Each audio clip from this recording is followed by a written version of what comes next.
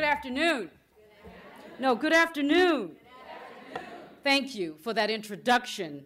I am honored to be speaking here today, and I want to extend my sincere appreciation to all of the individuals who helped to organize this momentous event. Thank you so much.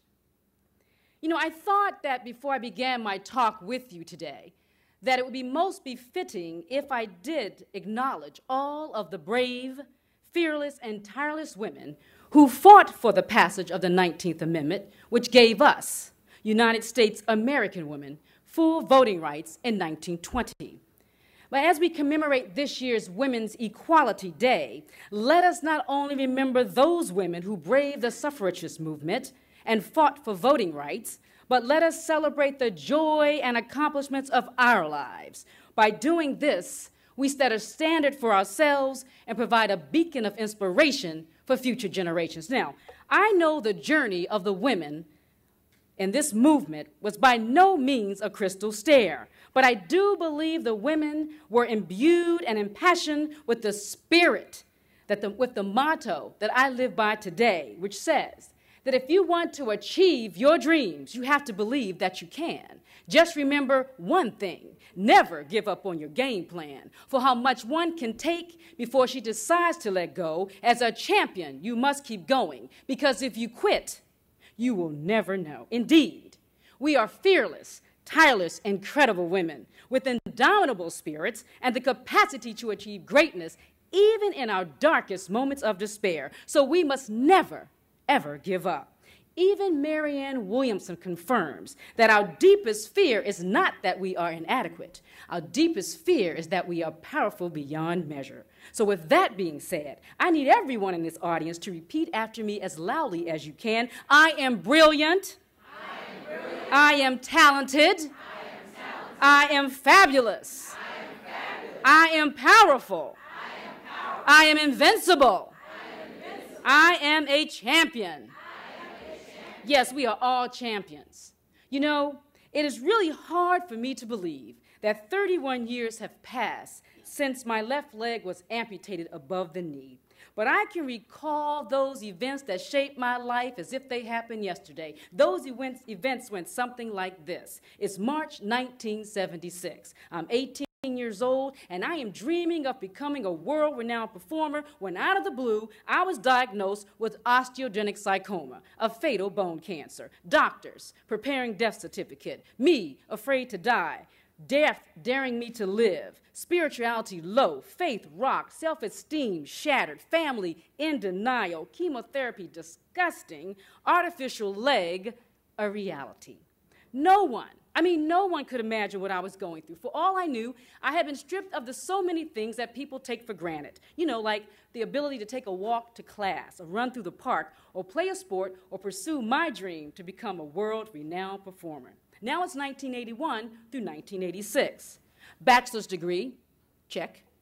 Master's degree, check. Employment discrimination, Employment discrimination, check. Self-identity, under reconstruction. Boyfriends, afraid, shallow, absent. Why? Well, you see, it appears that some of these boys were infected with a virus called NSV, you know, negative socialization virus. Socialize, I know. You know, socialize and think that women are women because of our body parts. You know, breasts, hips, legs, and thighs. Well, me, 2 breasts, 1 leg. But my motto, what's a leg got to do with it?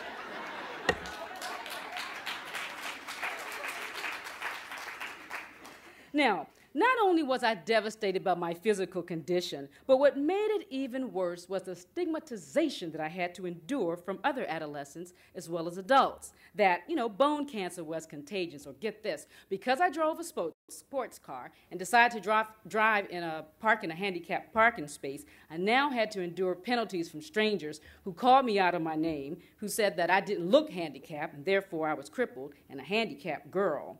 You know, it appears that not only did I find myself battling my own physical limitations, but also the attitudes of others, adolescents as well as adults. Now it's 1987 through the present.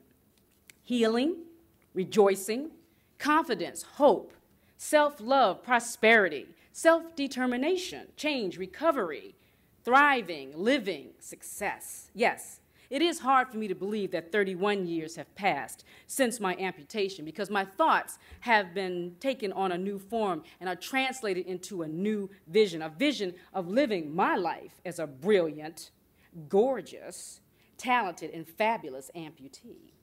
And I'm here to tell you that my pre-amputation dreams of living, of surviving, have not been changed. They have only been enlivened because I've learned that maybe I have lost a leg to an amputation, survived cancer and chemotherapy, been stigmatized by others, confronted attitudinal sneers and jeers because I walk with a limp, faced employment discrimination because I happen to be black, female, and disabled, and experienced rejection from some boyfriends because they could not fathom the one-leg thing, even when I tried to put them at ease and tell them that my leg just got tired and ran off one day.